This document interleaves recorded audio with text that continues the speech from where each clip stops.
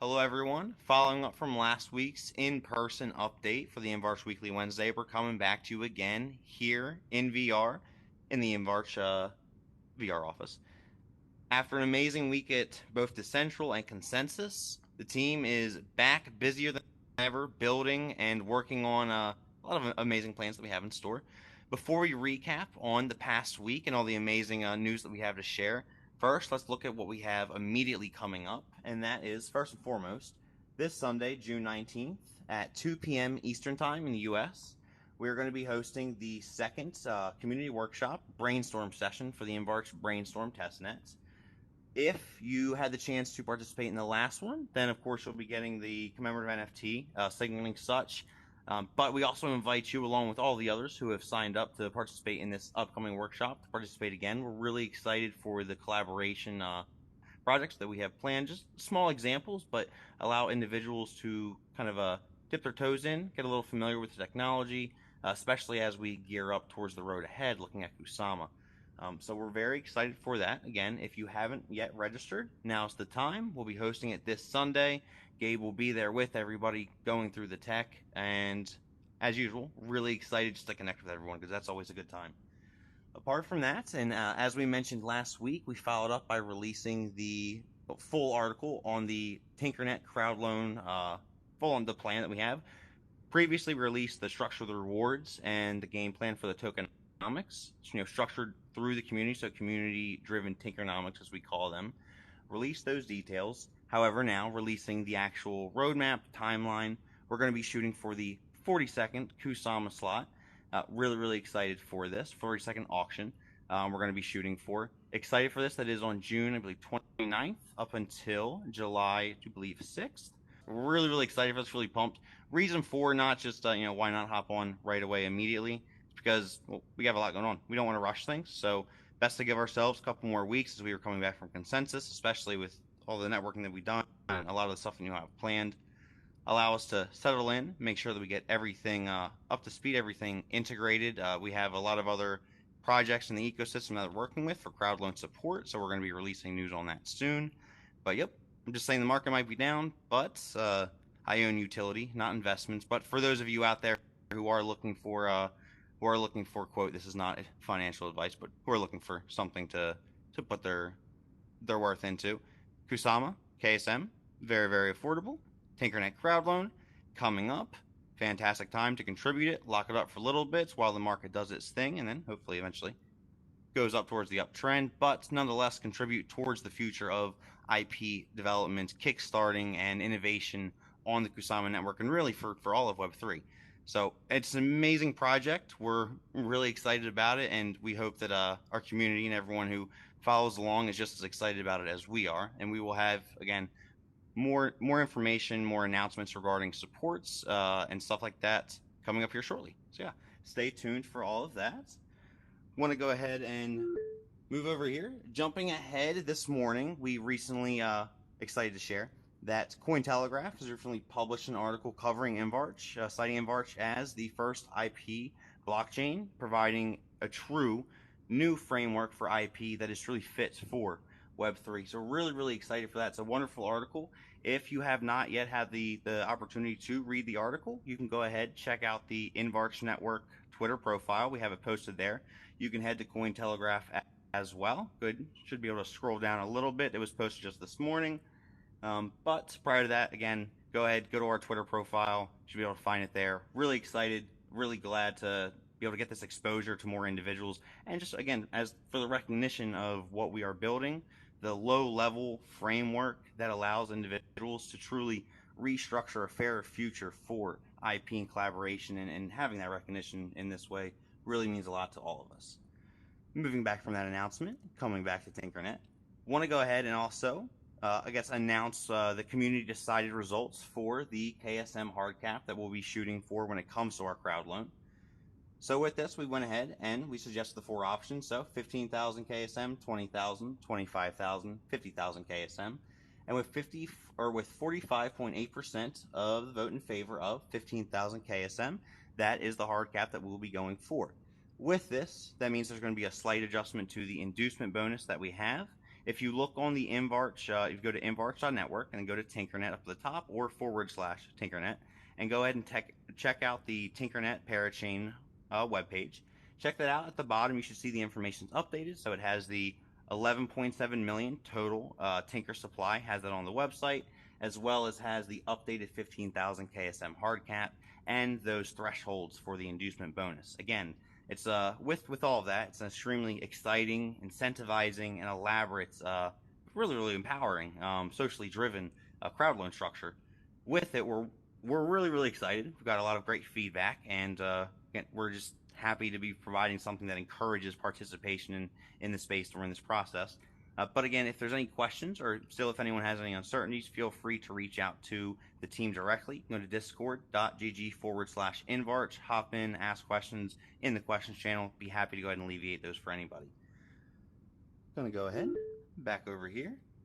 So, as mentioned earlier, I want to go ahead and recap finally on the absolutely amazing week that the team and myself, that we all got to spend in Decentral in Austin, Texas for Decentral and Consensus. It wasn't the whole team, but it was a majority of us, and it was fantastic. It was the first time that a majority of us were ever meeting up in person, seeing each other, and I gotta say it was just like being with family. I was really grateful, not just always grateful for the team, really thankful for the talent and the individuals that are on the team. But during this week, the team shined so bright. And again, as founder, I am eternally grateful towards everyone. They really represented InvArch. And with all of that, InvArch really showed up during the past week. We networked so strongly with other ecosystem teams, from talking about, don't want to drop too much any alpha here, but talking about say privacy layers, credentials, data indexing, on-chain resumes, cross-chain authentication, because that's a really cool thing that we're working on, to completely on-chain DAO SDK, a lot of really, just IP finance, stablecoin marketplaces for IP license, just the usual. Yeah, got a lot of stuff going on. With all of that, we're really excited. But again, one other cool thing I just want to note is that the ability to not just meet members of the InvArch team, for us to be around each other, just how productive and amazing that was, but the ability to meet other teams in the space, wow, they're so intelligent, amazing, good individuals, good human beings. I don't really know how to get that point across, but they're good people. They're genuinely good people. They're extremely intelligent. They're passionate. They love what they're doing. They know what they're doing. And I was always extremely bullish on our ecosystem. I mean, it's the reason why I'm building in, is because after very thorough analysis, this is the best tech that there is. But now I know more than ever that we have the best minds in this ecosystem as well, in blockchain and Web3. So I'm really thankful to have had the opportunity to meet those individuals, but also just to be knowing, to be working with these individuals and the plans that we have ahead. A lot of amazing stuff in store for Polkadot, for Sama, and really for everyone. This is the team here in person. Consider us doxed. You have Gabe there on the left, AJ, Casey, myself, and Madungus. Everyone's really great at taking pictures except for myself, but I must say this, I'll take that one. It's not so bad. I think I have a goofy smile. Moving all of that aside, I want to go ahead and touch on one final last really exciting thing that we have upcoming, that we have planned, and following up from being in Austin, which I must say, a lot of love for that city. It was amazing. There's so much energy, so much excitement around blockchain and tech, so much interest and knowledge from just regular individuals. But we're going to get ready. We're going to be heading out to, at least myself, AJ, and Casey. We're going to be coming to New York City for Polkadot Decoded. We're going to be there. And again, I'll be speaking on XCM, the future of an authenticated internet, really diving into XCA cross-chain authentication. I'll be giving my presentation, breaking down exactly what this is, why we need it, its significance, and especially after this past week, I am extraordinarily excited to share this with everybody because, yeah, just a lot of validation. This is going to be good. This is going to be really big, and I'm excited for what this is going to bring for the Polkadot ecosystem. So if you haven't yet, you make sure to register. If you want to go in person, I'm not sure. I would hope there's still tickets. I'm not sure. Don't quote me. But nonetheless, you can go online, try to find tickets for in person. If you can't attend in person, anyone can always attend online for free.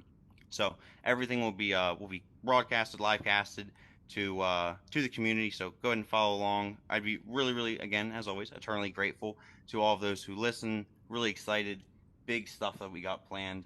And last thing that I want to talk about before we cap off this weekly Wednesday update is just a reminder that upcoming on July 1st, we're going to be officially opening up the enrollment process to the launch of the InvArch Assemble initiative. So that is the InvArch Builders Program.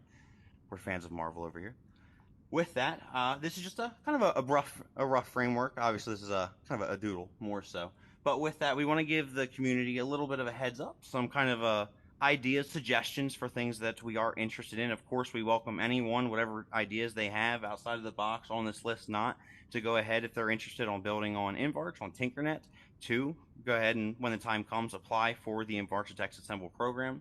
But nonetheless, a quick short list for those who are wondering of, just some things that could be built or how they could contribute to the future growth of InvArch and Tinkernet.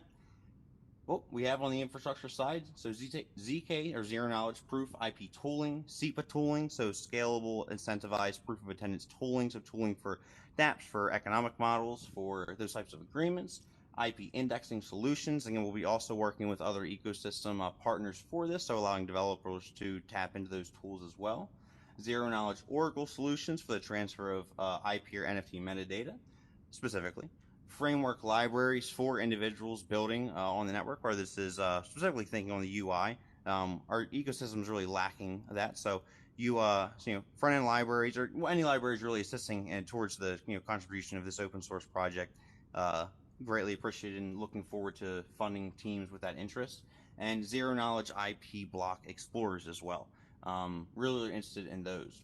On the application or dApp layer as well, looking at IP license marketplaces, on-chain EduHub. So imagine a network where individuals that are able to contribute educational content, but then also based off of the interest or the use of that content, earn, let's say, experience, which then ranks them up, which then, let's say, this is all examples I'm making up on the spot right now, has to do with the rate at which they earn value from this network, so on and so forth. But a way of decentralizing education, so providing and increasing access for all individuals that's the real big interest there. Decentralized incubators, of course. We see this, fun fact, 5 years ago, a very rough idea for that is how this all started.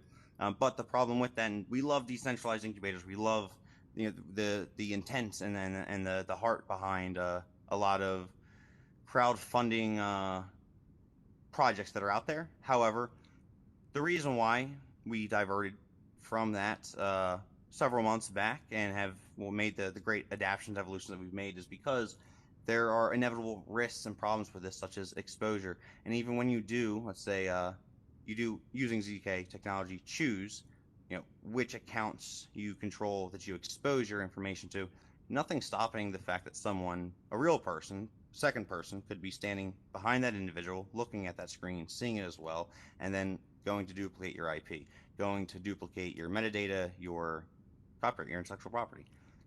That's a really huge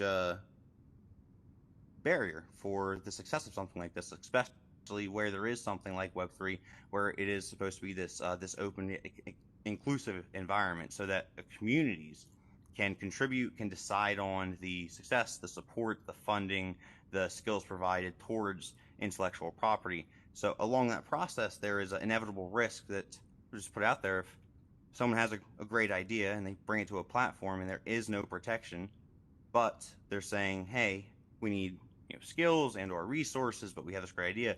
It is fantastic, and for all of those, I truly do hope that they take off. But the thing is, without protection, without that protection that InvArch and with other projects in space as well and partnership provide, without this design, without this approach, well, IP can very easily be stolen by any other individual on Web3, on the internet, anywhere around the world, who loves your idea, loves it. They think you're brilliant, but they want it for themselves, and they have the money or they have the skills. And a month after you've proposed it, someone else has now built it.